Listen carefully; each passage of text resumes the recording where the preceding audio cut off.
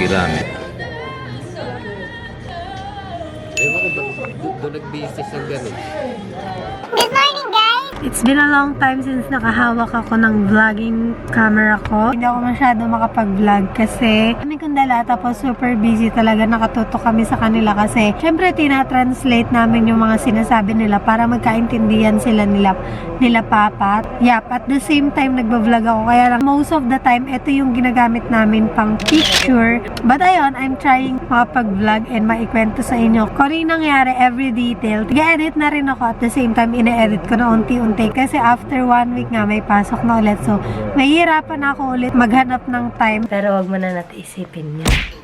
Itatry ko na medyo late lang tong vlog na pagdating nila para, alam mo yun, hindi naman masyadong late. Kahapon nga pala, ang nangyari is, ano ba nangyari kahapon? Grabe, nakakalimutan ko. Saan ba kami nagpunta? Grabe, hindi ko matanda na saan ba kami kahapon. Nagpunta kami kahapon sa Okayama and nagpunta kami sa fishing port doon. Lagi talaga kami nagpupunta doon. So, dinala naman namin sila kahapon doon sa fishing port and ayun, bumili kami ng fish. Malamang, bumili kami ng mga isda, ng mga seafood, yung mga gusto nilang kainin.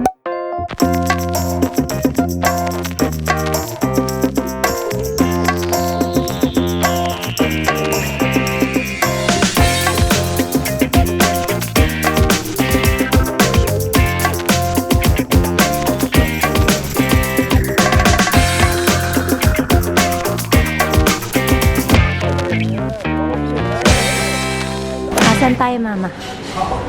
We're here in Uminoiki. Ano gagawin natin dito? Namimili ng isda. Eh, ba't naman ikaw? Mamimili tayong fish.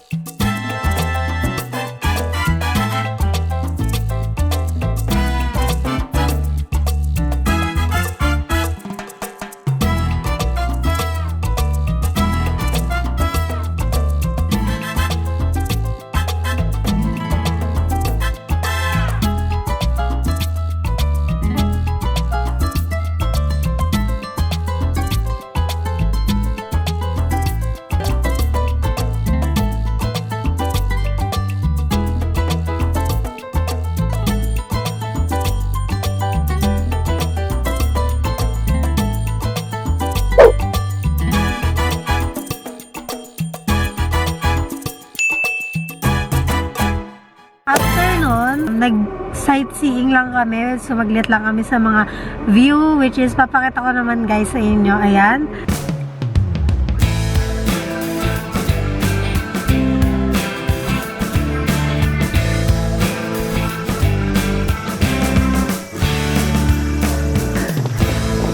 Ice cream pa more. Diyan kami nagpunta. Kung makikita nyo, meron na rin ako mga pictures diyan dati. So, yung mga napuntahan namin, dinadala namin sila doon. Para napuntahan na rin nila yung mga napuntahan namin. Sinamantala ko lang na wala sila dito sa sasakyan kasi hindi ako makakapagsalita ng ganito kapag andito sila. And, ayun nga, andito ako sa sasakyan, inaantay ko sila. Nag-CR lang sila and we stopped by here sa Nagasawa. Andito yata kami sa Shiso City and actually kanina pa kaming siguro meron na kaming 1 hour nagta-travel and it's their 4th day. Pang-4 na araw na nila dito sa Japan. So, super bilis talaga ng araw and ayun, hindi ko rin namamalayan na matatapos na rin yung holiday namin. Kasi since 2 weeks sila dito, feeling ko 2 weeks din ako walang pasok. But anyway, 1 week lang yon. And ayun nga, so bukas may paparating pa na typhoon dito, may bagyo. So hindi yata kami makakalibot. So sinulit na rin namin yung paglibot namin ngayon. And teka, tumatawag si Mama. Mash-mashi. May onigiri ba dyan? Tama bigyan to. Lagi dito na. Yaman na. Sige na.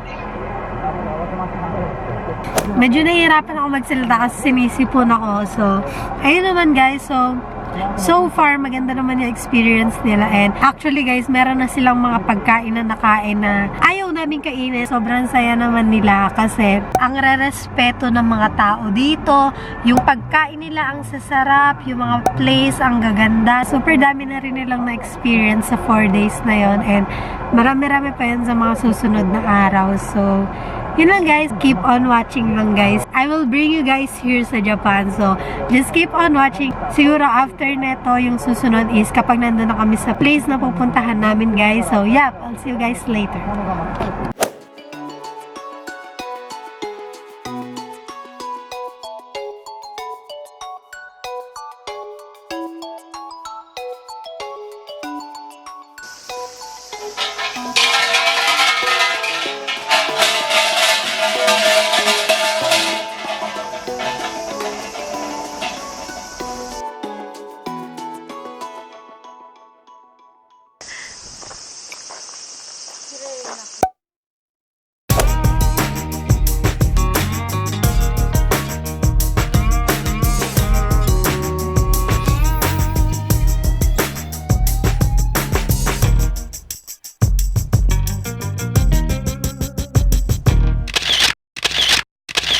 Hey guys! Naglibot kami dun sa lagi rin namin pinupuntahan every summer. Yung sinabi ko sa vlog na this reminds me of sa Philippines. So,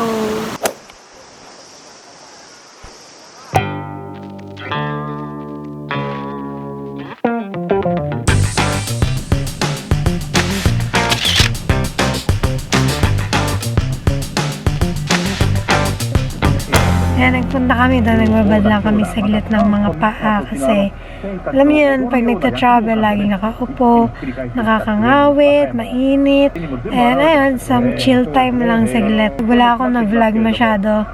Expect nyo na natulog ako noon kasi alam niyo, super nakakaantok lalo na kapag sobrang haba ng biyahe. Kaya lagi ako may ganito sa sasakyan, lagi ako natutulog as in. Yup, so uwi na siguro kami. I think guys, doon magtatapos ang ating vlog for today. Ayun, so kung nakarating ka hanggang dito, thank you so much for watching. Guys, so I was editing this vlog and napansin ko wala na naman akong outro. So this will be the outro of that vlog and I hope na na-enjoy nyo yung trip na yon. And guys, I hope you will come along with my journey via this vlog. Sana you'll just continue watching my vlog. So thank you so much guys for watching. I hope you like it. Give it a thumbs up if you did. And kung di ka pa nakaka-subscribe, don't forget to subscribe on my YouTube channel. See you guys in the next video. Bye-bye!